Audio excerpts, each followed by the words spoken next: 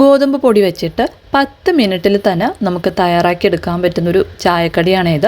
അപ്പോൾ അതിനായിട്ട് ഞാനൊരു ബൗളിലേക്ക് 1.5 കപ്പ് അളവിൽ ഗോതമ്പ് പൊടി ചേർത്ത് കൊടുത്തിട്ടുണ്ട്.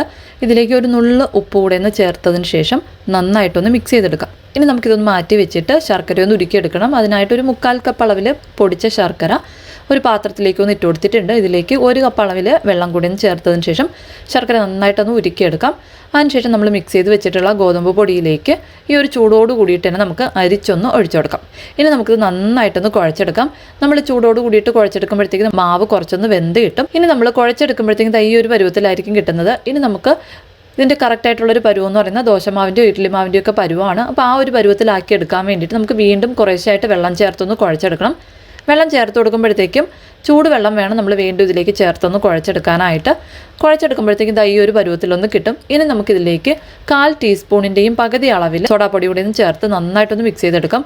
സോഡാപ്പൊടി ചേർത്തതിന് ശേഷം നമ്മൾ പിന്നെ ഒരുപാട് സമയം വെച്ചിരിക്കേണ്ട ആവശ്യമില്ല. നമുക്ക് ഉടനെ തന്നെ ഫ്രൈ ചെയ്തെടുക്കാവുന്നതാണ്.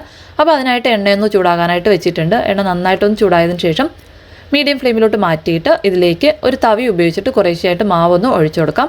ഒരപ്പത്തിനുള്ള മാവൊന്ന് ഒഴിച്ചതിന് ശേഷം ഇതൊന്ന് പൊങ്ങി വന്നതിന് ശേഷം സൈഡിലോട്ട് മാറ്റിയിട്ട് നമുക്ക് വീണ്ടും അപ്പത്തിൻ്റെ മാവൊന്ന് ഒഴിച്ചു കൊടുക്കാവുന്നതാണ്.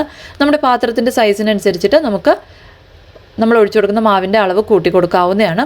ഇനി നമുക്കിത് 2 സൈഡും തിരിച്ചും മറിച്ചിട്ടൊന്ന് ഫ്രൈ ചെയ്തെടുക്കണം. നന്നായിട്ടൊന്ന് വെന്ത് നല്ലൊരു ബ്രൗൺ കളറായി വരുന്നവരേക്കൊന്ന് ഫ്രൈ ചെയ്തെടുക്കാം. അതിനുശേഷം എണ്ണയിൽ നിന്ന് കോരി മാറ്റാവുന്നതാണ്.